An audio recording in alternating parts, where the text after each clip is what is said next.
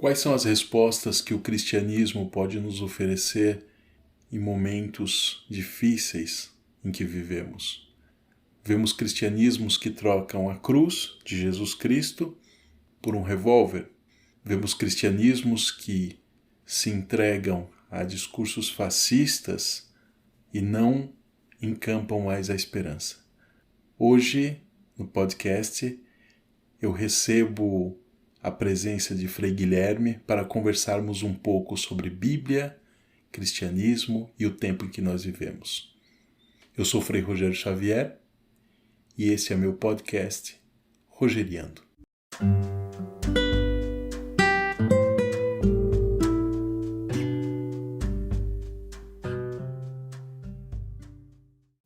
O episódio de hoje do podcast Rogeriando é um pouco especial, porque aproveitando a oportunidade eu vou entrevistar alguém que já me entrevistou em seus canais de YouTube e outras coisas mais, e que nós já conversamos sobre teologia, sobre sociologia, sobre filosofia, sobre muitas coisas, e agora eu tenho a oportunidade de convidá-lo para uma entrevista aqui no meu podcast. E hoje nós gostaríamos de conversar sobre algumas coisas interessantes, ligando a sua especialidade que é Bíblia e falando um pouco sobre a realidade atual. Eu tenho o prazer hoje de ter aqui junto Frei Guilherme. Por favor. Obrigado pelo convite, pela oportunidade. De fato é um assunto que me interessa muito, a ele me dedico há muitos anos, na pesquisa de textos bíblicos, de contextos bíblicos.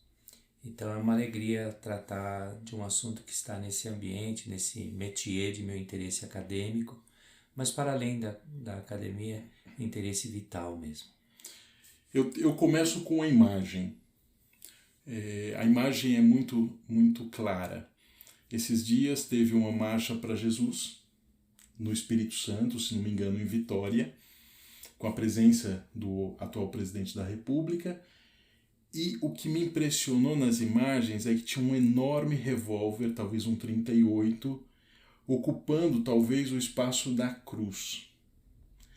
E nós, como religiosos, não podemos nos calar diante disso, né? Então, primeiro, só para abrir essa nossa conversa de hoje, eu gostaria que você falasse um pouco sobre isso, sobre intolerância, sobre o uso dos textos bíblicos para determinadas coisas. Me parece que essa imagem pode ser duas coisas. Uma, um grande espelho, em que a gente enxergue um cristianismo possível mesmo. É possível construir um cristianismo desse jeito, violento, intolerante, que substitua o amor da cruz, a tolerância, o perdão de Jesus e sua vida, por um revólver e toda a simbologia que ele traz e nos faz enxergar em nós mesmos e nas sociedades que construímos. Então é sim um cristianismo possível.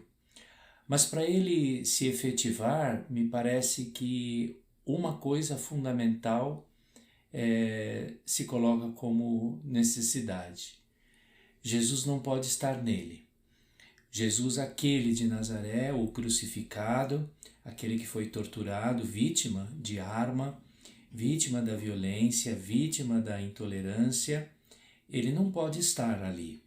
Ele pode estar como enfeite, o nome dele pode ser usado, ele pode estar como título, mas ele mesmo, a pessoa dele, o projeto dele, a vida dele, o que ele disse, não pode estar presente. Só assim esse cristianismo é possível. No último podcast que eu fiz, eu falei sobre o fascismo, o fenômeno do fascismo numa perspectiva histórica, aproveitando alguns dados históricos, mas tentando atualizar essa onda de fascismo que nos ronda. Eu utilizava o verbo trottoir em francês, que é calçada, mas também é prostituição, é também manifestação pública.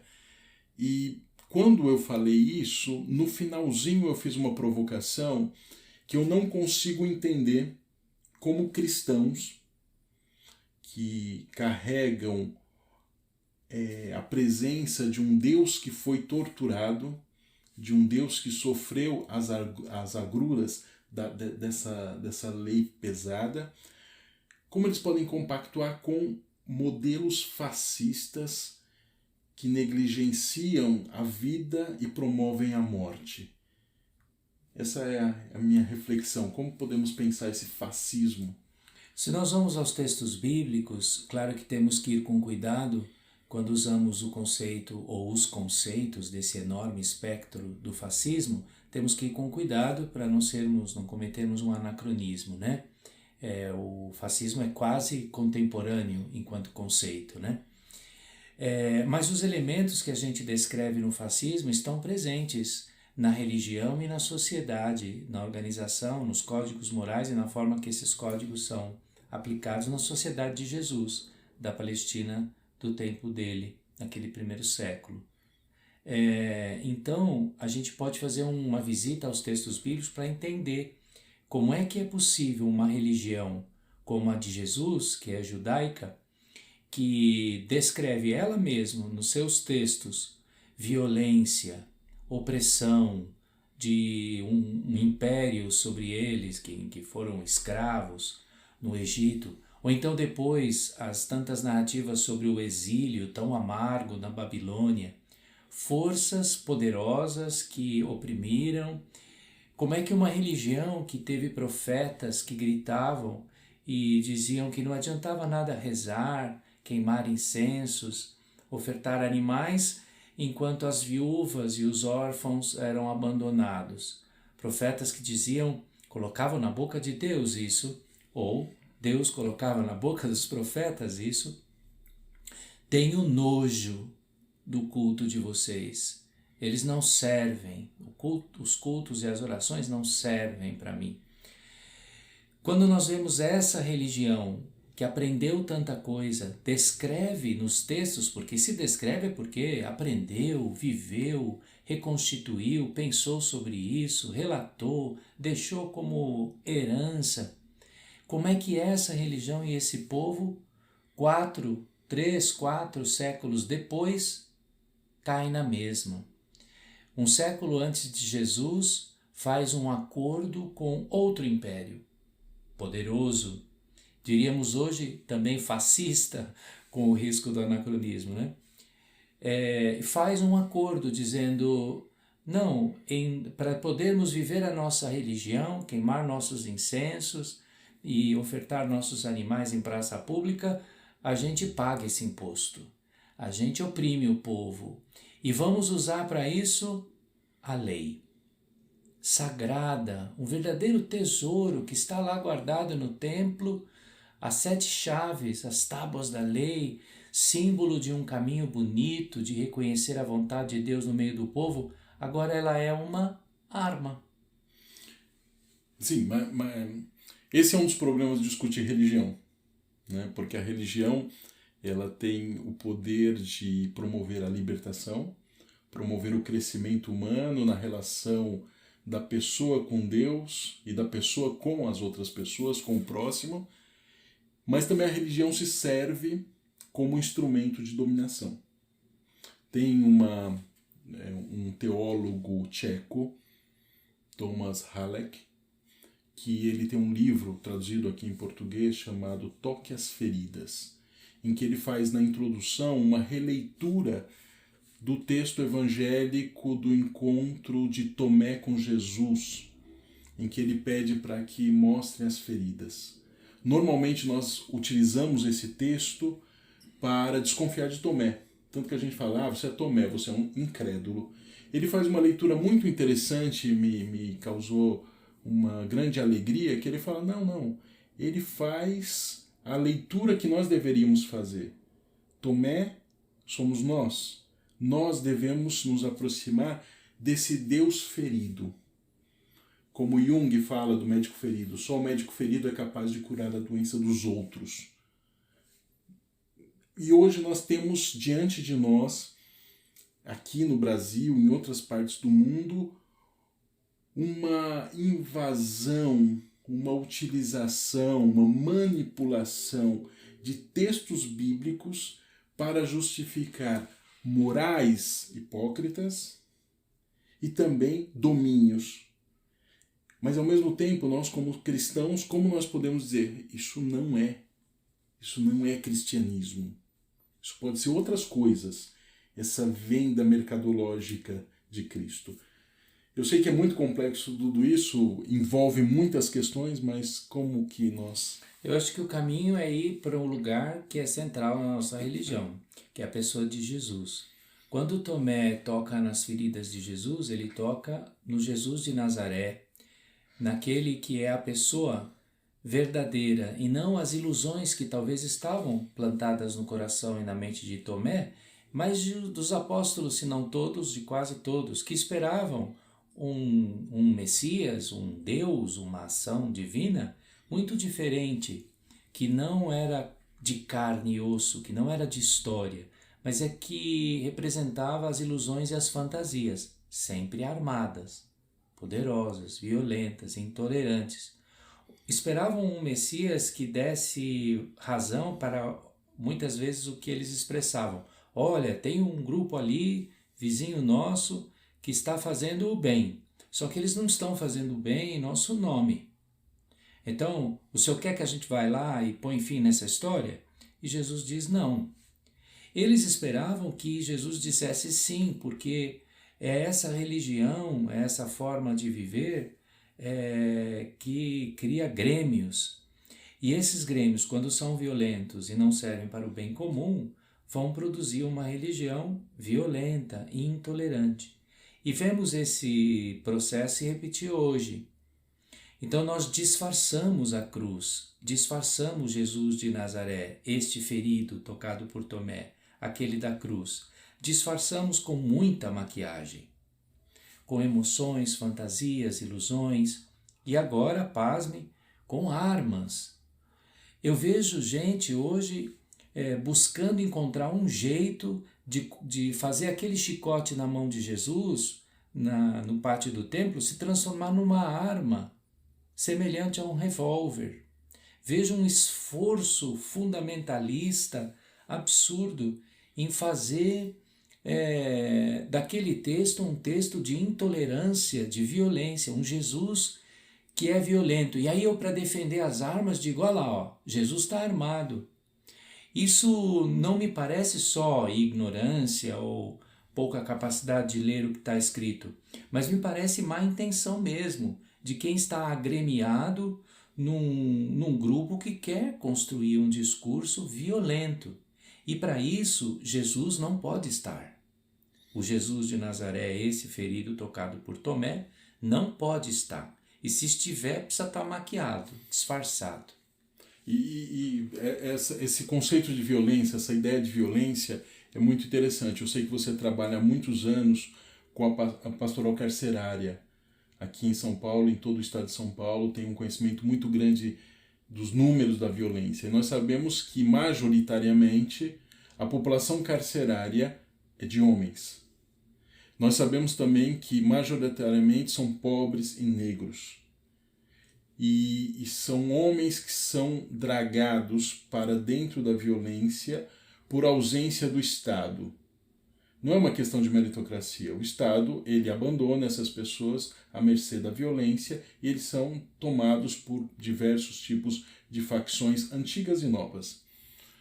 Eu gostaria de pensar isso, né? Porque eu vejo aqui agora, eu passo de vez em quando aqui no Brasil, e eu vejo muito claro que determinadas posturas políticas que tentam ser embasadas com o Evangelho partem de homens.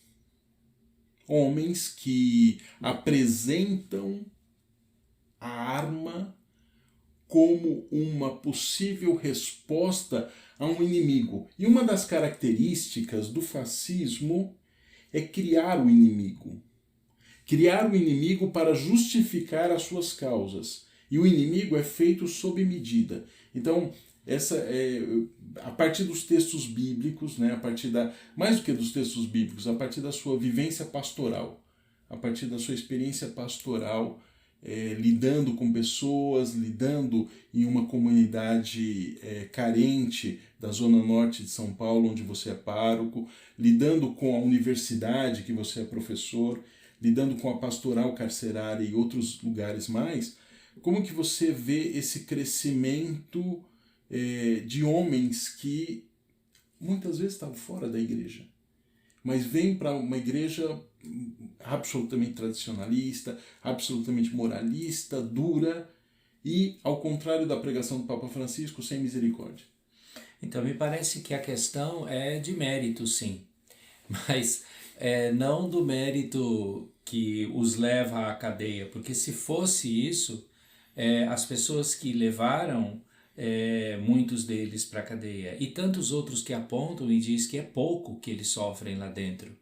Nós ouvimos inclusive o atual presidente dizer por mais de uma vez, antes, durante e depois do seu processo eleitoral, a seguinte afirmação: é superlotada o espaço prisional no Brasil? É, mas é pouco, deveria ser mais superlotado. Vocês queriam o quê? Bem, boa vida? Isto é uma visão de mundo. Então, essas pessoas, ele não está isolado, ele não está sozinho, é uma voz que representa uma multidão agremiada nessa violência, tem mérito também aí envolvido. Eles mereciam a cadeia, muitos deles mereciam a cadeia pelo mérito, mas não estão e muito provavelmente muitos, a maioria deles, não estará. Então é sim uma questão de mérito, mas de mérito seletivo. E os motivos dessa seleção, você acabou de dizer, são negros, são pobres, são analfabetos, estão na periferia, e são jovens, a imensa maioria. Então isso tem que falar para nós.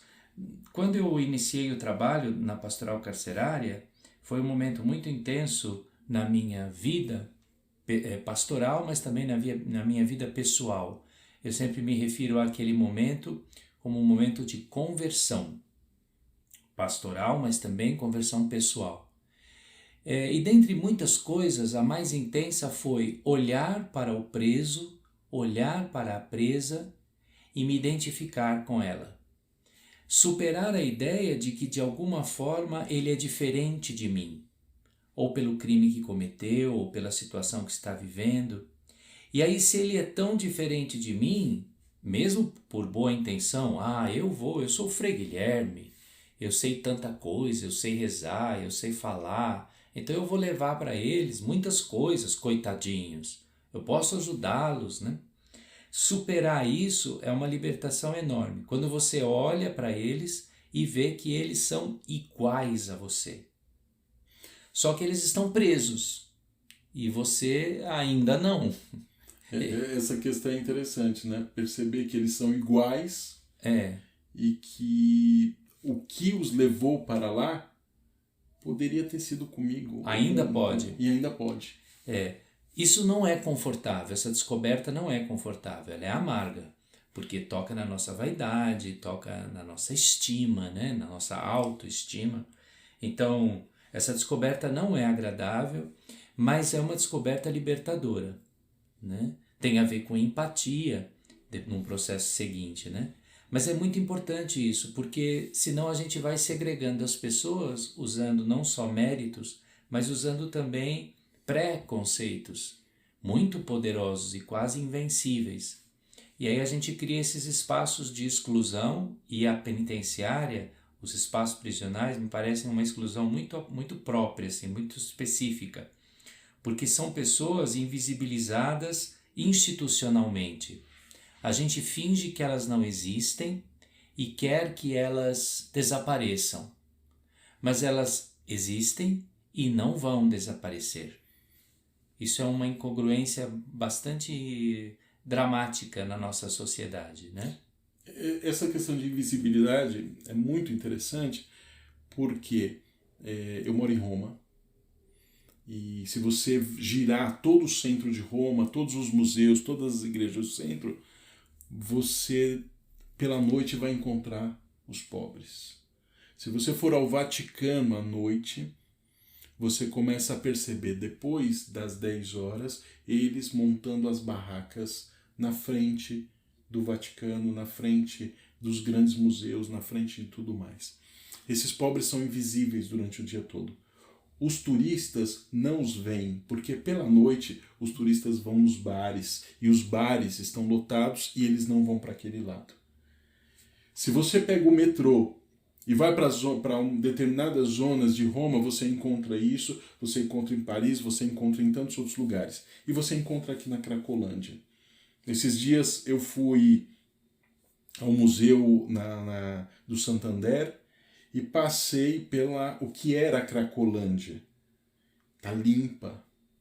Só que aquela praça Princesa Isabel, que por sinal poderíamos fazer uma leitura que não tem a Princesa Isabel, tem o Duque de Caxias e poderíamos falar sobre isso, mas está totalmente reurbanizada, as pessoas estão correndo como se nada tivesse acontecendo e do outro lado da rua a Cracolândia voltou a crescer. A invisibilidade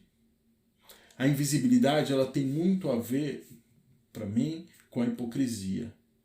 Nós selecionamos o que nós queremos ver. Nós direcionamos o nosso olhar. Não é interessante olhar. Alguém fala, a cidade não fica bonita, mas essa é a cidade que nós temos. Essa é a cidade que nós produzimos, essa é a sociedade que nós produzimos. E aí, retorno a isso a partir de outra conversa que eu tive no podcast, que foi a aporofobia. Como nós temos medo dos pobres. Como nós temos medo do que mancha essa nossa imagem linda. E o Evangelho, como fica aqui? Então, Jesus está ali. Jesus é um deles. Sempre foi o de Nazaré, o único relatado nos Evangelhos, na tradição cristã, está lá onde sempre esteve. Na carne da periferia, na carne negra, na carne jovem, na carne excluída, naquele que se antepõe ao status quo religioso dessa agremiação violenta e intolerante, aquele que é vítima de bala, sem bala na época, que é vítima da violência do Estado e da sociedade e da religião. Ele está lá onde sempre esteve. Esta é o Jesus de Nazaré verdadeiro e esta é a cidade verdadeira, como você diz. O padre Júlio Lancelotti disse algo interessante esses dias sobre isso. Ele fez a seguinte reflexão: nós olhamos para a cidade de São Paulo e a vemos lotada de igrejas. Há muitas igrejas, católicas, protestantes, evangélicas, pentecostais. Há muito cristianismo nessa cidade, ele diz. Há muito cristianismo em cada esquina. Mas se há muito cristianismo, onde está Jesus? O projeto dele, a vida dele, deveria então ser uma cidade sem fome, sem miséria, sem violência, uma cidade de justiça, sem preconceito, sem racismo, uma sociedade em que reina o reino de Jesus, né? Se ela é tão cheia de cristianismo. Mas aí a gente abre os olhos e enxerga esta fotografia que você acabou de escrever e tantas outras. Então, talvez isso confirme essa ideia de que é possível um cristianismo sem Cristo. É possível uma religião com base cristã sem Jesus de Nazaré. Ele, quando estiver, estará completamente travestido, maquiado. Uma grande holografia fajuta de um Jesus que nunca existiu, senão nas mentes e corações depravados pelo poder, pela violência, no intuito de dominar, de controlar as vidas, os corpos, como dizem os filósofos aí contemporâneos. Os corpos. Eu tenho um amigo próximo, pediu que eu não falasse de política. Ele falou, estou gostando do seu podcast, mas seria bom que você não falasse de política. Né? Pediu para mim isso, imagina. E aí eu respondi assim, mas como eu não vou falar de política? Depende do que você compreende por política. Se política for fazer propaganda, eu acho que aqui não é o espaço nem o lugar. Agora, se política é o espaço da discussão das coisas que são comuns, um cristão não pode sair desse jogo. É um jogo que nós somos convidados a participar ativamente, mas não para puxar a brasa para a nossa sardinha, mas para promover brasa para todas as sardinhas. Né? Eu queria, para dar não para dar um ar de esperança, né? Mas para ler numa perspectiva positiva. Nós falamos que existe agora, e sabemos muito bem, todo um cristianismo sem Cristo. Nós sabemos que existe um ateísmo desenfreado em muitas religiões e que pregam um Deus. E esse Deus é um ídolo. Nós sabemos que existem práticas que não contribuem para a construção de um mundo melhor. Aí eu venho me perguntar, como que nós poderíamos fazer a diferença em tempos sombrios? Tem um texto da Hannah Arendt que ela fala, que ela escreve, é um pequeno livro que ela fala, Homens em Tempos Sombrios. Hoje eu falaria homens e mulheres em tempos sombrios. Vivemos tempos sombrios, e quem são essas luzes que aparecem? Você citou um aí, o Júlio Lancelotti, nós poderíamos colocar aqui o Papa Francisco falando diversas coisas, poderíamos dar muitos exemplos de homens e mulheres que estão fazendo alguma coisa. Mas quais são as luzes que o Evangelho nos propõe para a gente pensar um mundo diferente? Um mundo que nos liberte, que não nos escravize mais. A sociedade de Jesus vive tempos sombrios, lá na Palestina do primeiro século. A escuridão da sociedade é o sofrimento do pobre, que é vítima desse acordo feito há século atrás de Jesus, anterior a Jesus, e que impunha aos pequenos o imposto, a taxa, o pedágio para manter status quo da religião e da sociedade, numa pretensa paz sob o império. São tempos sombrios para os pequenos, para os pobres, para os da periferia, de onde Jesus vem. Jesus não é de Jerusalém, Jesus é da Galileia. Por mais que ele tenha nascido ali, supostamente tenha nascido perto de Jerusalém, mas ele não tem nada a ver com Jerusalém, com Belém, ele tem a ver com a Galileia. Todos os apóstolos, os discípulos, vêm de lá, do norte, da periferia, de um lugar que ninguém quer falar.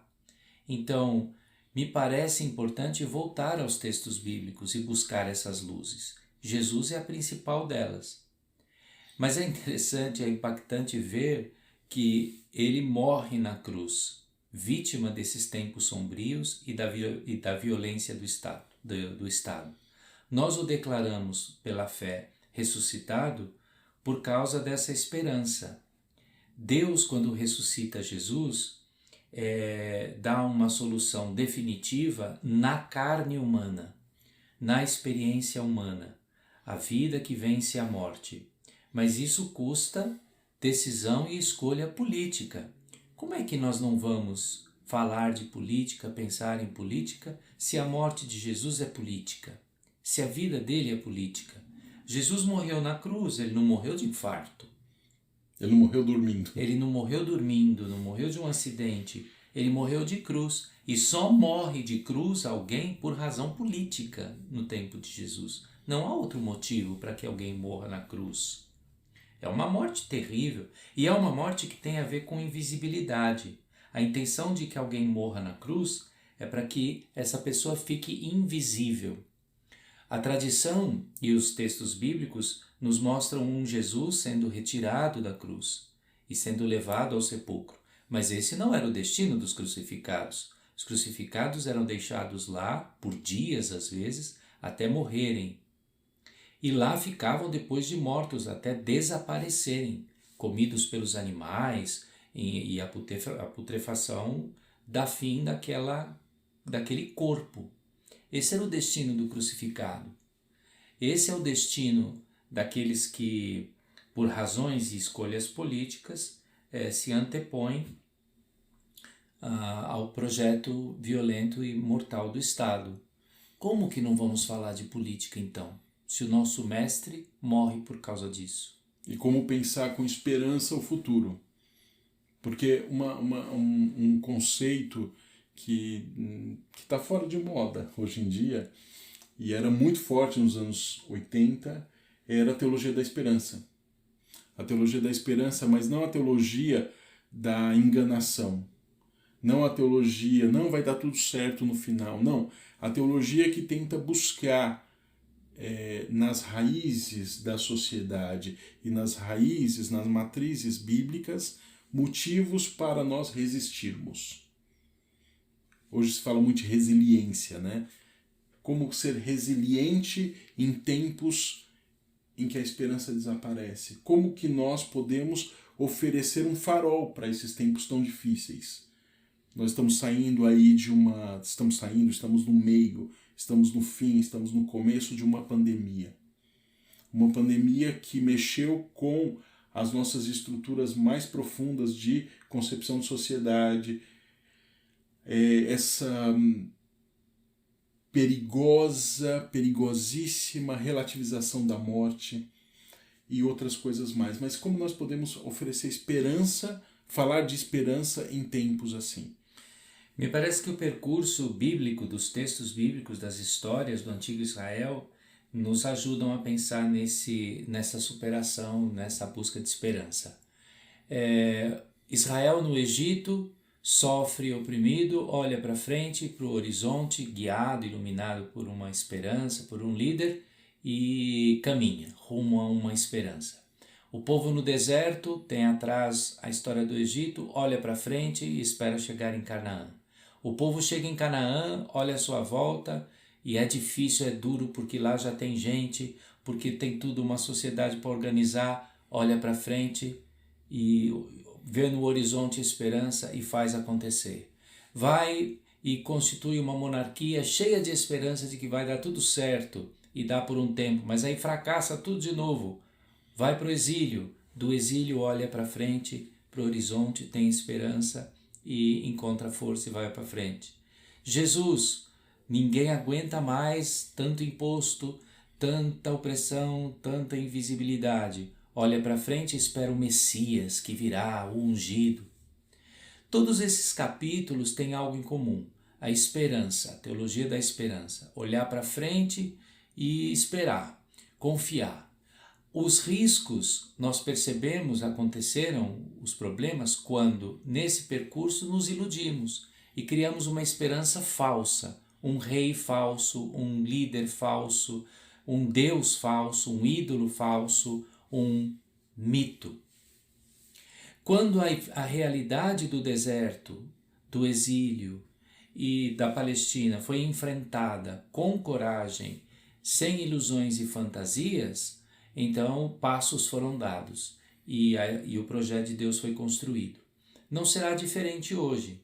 Quanto mais a gente fugir da realidade, fugir da política, fugir de Jesus, do Evangelho, fugir da realidade da história e buscar as ilusões, as fantasias, não tudo vai dar certo.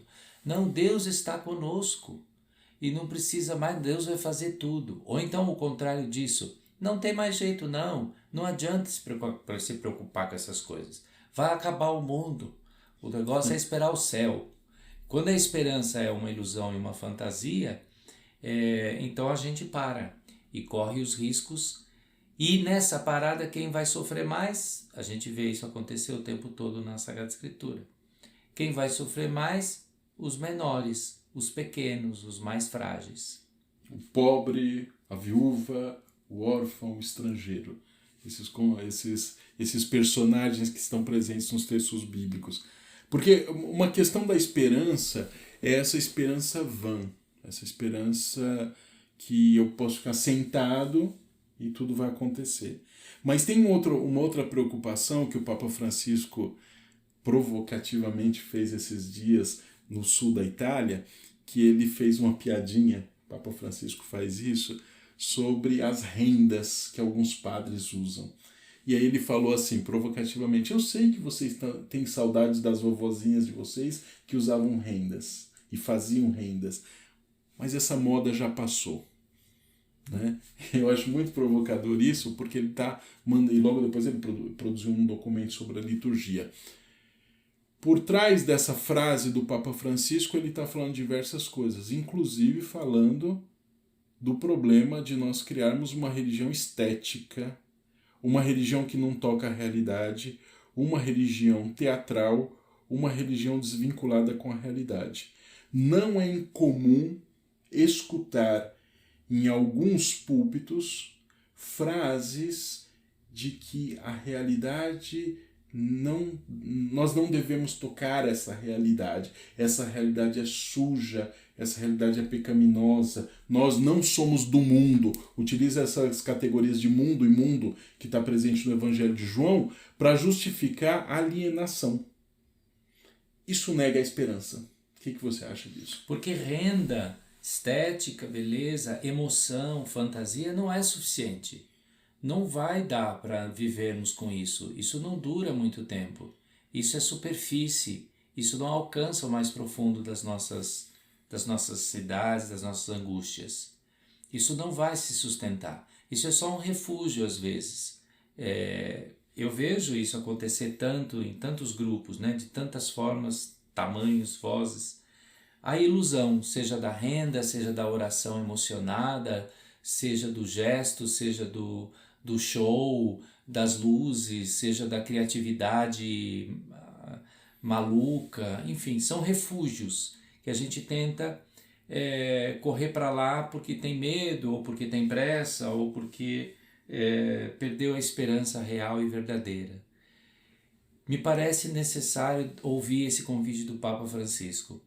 Essas coisas que fazem parte da nossa vida, renda, música, emoção, isso tudo faz parte da nossa vida. Tem que voltar para o seu lugar e deixar de ocupar o espaço vital que nós estamos usando e oferecendo com tanta generosidade para essas coisas. Elas não servem, não caberão ali, não ocuparão o espaço que a gente tem. E o vazio hoje é sentido. E de novo, a questão que se antepõe à estética é a questão ética. Estou falando de um cara especialista aí no assunto, né? A questão ética, que me parece ser a única coisa que Jesus trata, porque vejam, quando a gente lê os textos bíblicos, Jesus não fala absolutamente nada, não ensina nenhuma vírgula sobre culto, renda, roupa, gesto, atitude corporal, nada. Nenhuma proposta estética é feita por Jesus. Nenhuma, zero. Então, como é que a gente pode considerar que essas coisas tomem um lugar central, fundante na nossa vida? Não pode.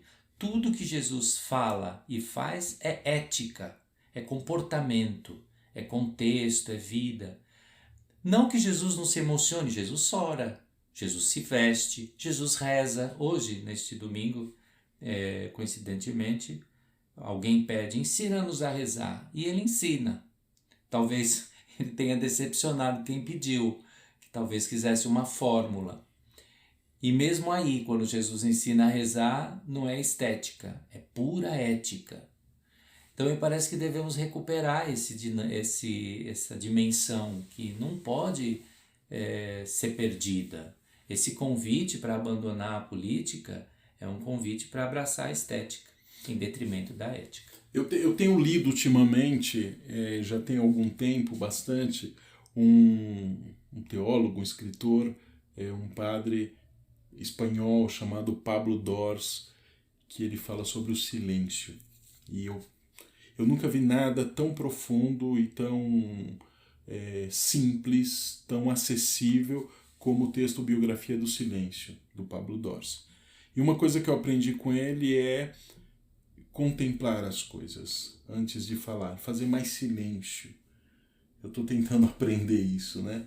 A voracidade do filósofo é já tentar interpretar, tentar achar mecanismos, conceitos, produzir conceitos para interpretar determinadas coisas.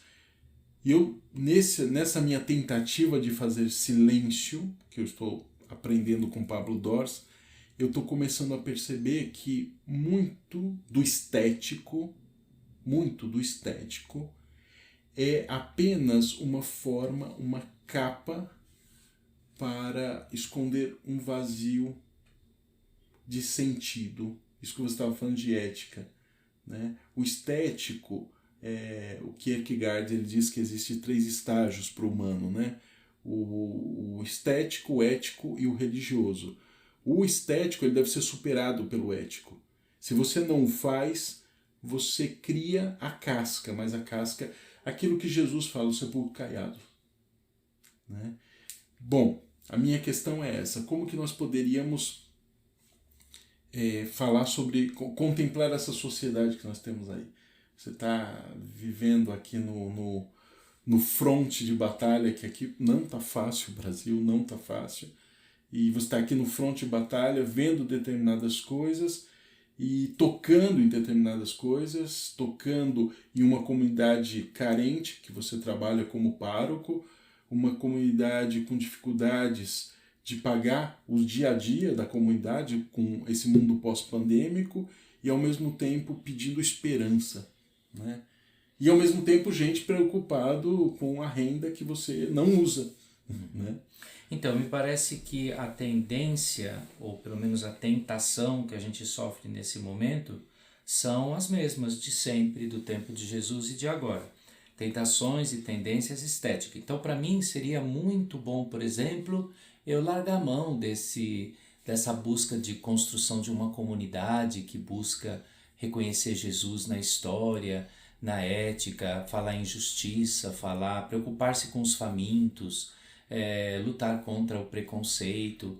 Seria muito mais confortável oferecer ilusão, emoção, fantasia, estética, renda, beleza. Seria muito mais confortável e muito provavelmente surtiria um efeito de juntar mais gente, mais dinheiro, mais aplausos.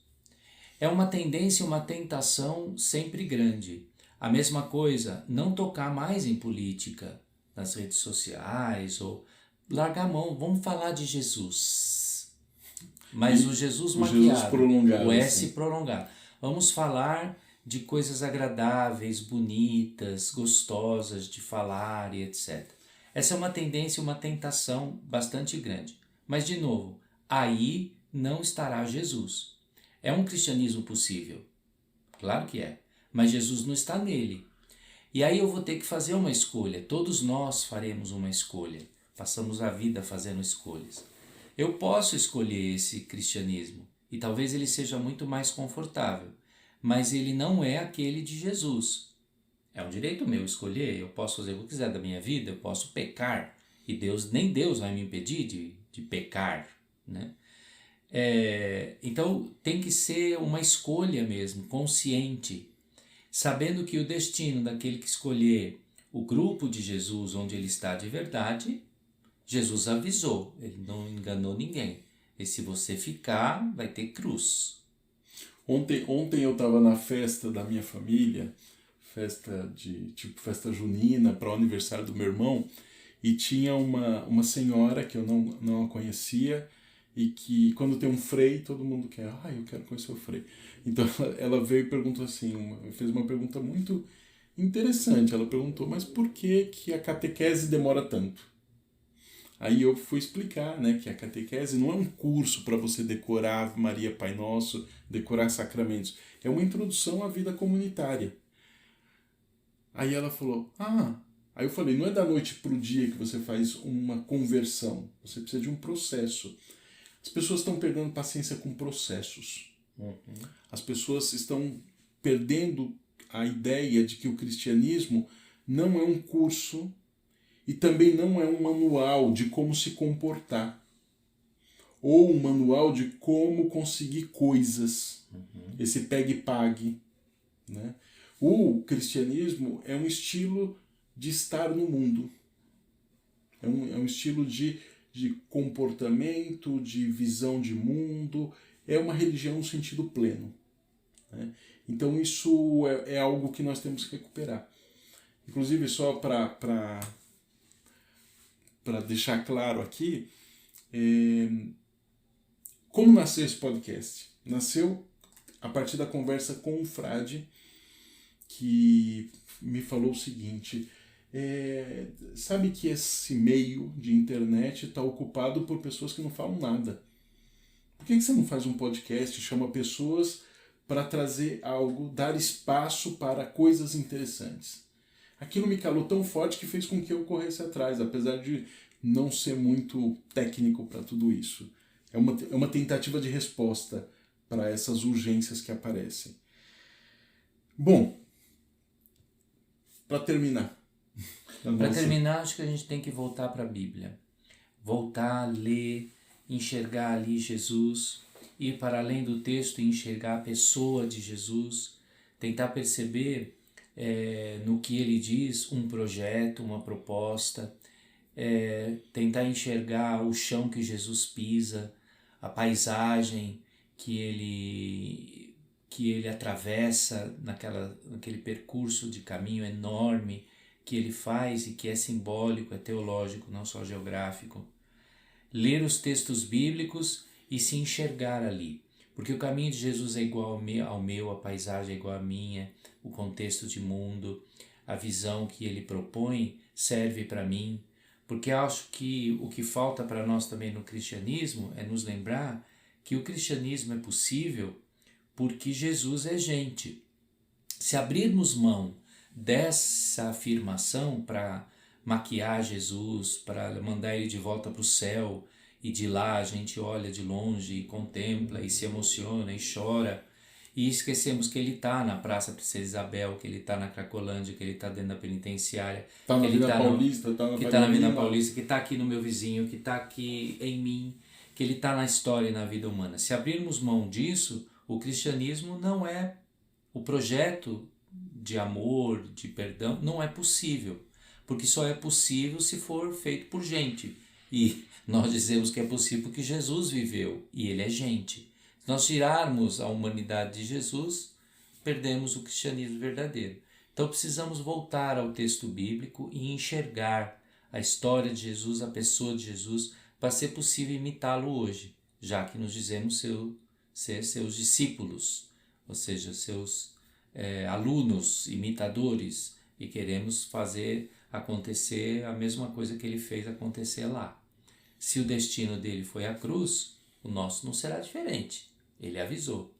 Paulo repete isso o tempo todo, os mártires todos repetem isso o tempo todo. Nós precisamos repetir hoje de novo. 2 mais 2 é 4, não tem outro caminho. Se eu fizer as mesmas escolhas, o destino será o mesmo. Eu agradeço e eu retorno àquela imagem inicial de uma passeata, de uma marcha de Jesus que carrega um revólver. Uma marcha de Jesus que carrega um revólver. Isso é escandaloso. Isso é absolutamente escandaloso. Isso é assustador. É completamente dissonante com todo o projeto. Eu gostaria de te agradecer por a oportunidade de nós conversarmos. Essa não será nem a primeira nem a última. Momento em que nós conversamos sobre essas questões. Já fiz isso várias vezes no seu canal do YouTube. E é importante tocarmos alguns conceitos para entendermos, porque são alguns desses núcleos fascistas aqui no Brasil e em outros lugares nascem nas nossas igrejas, nascem da matriz cristã e nós não podemos nos calar. Agradeço, verdadeiramente agradeço. Eu que agradeço, muito obrigado, tudo de bom para vocês, um ótimo ano, juízo na cabeça, vamos pensar, refletir, conversar, dialogar, superar as armas, derrubá-las todas, nos abraçarmos, nos confraternizarmos, olharmos uns nos olhos dos outros e dialogarmos para superar qualquer projeto que seja contrário ao projeto de Deus, que é projeto humano, é para nós, para a nossa felicidade. Saudações a todos, muito obrigado. Paz e bem, eu estive hoje com o Frei Guilherme Anselmo e eu sou Frei Rogério Xavier e este é meu podcast Rogeriano.